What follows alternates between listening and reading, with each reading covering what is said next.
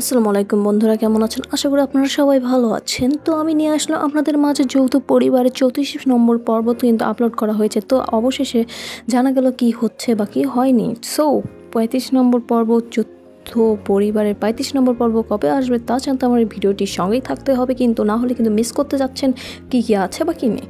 তো শেষ পর্যন্ত দেখবেন।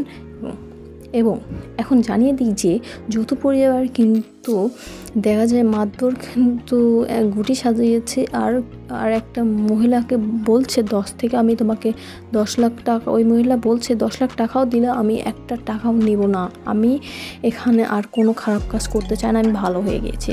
সো ওখানে দেখা যায় কিন্তু চাচাতো বোন আর চাচাতো ভাইয়ের মধ্যে সম্পর্ক কিন্তু আর অনেক আগে থেকেই দেখা গিয়েছে।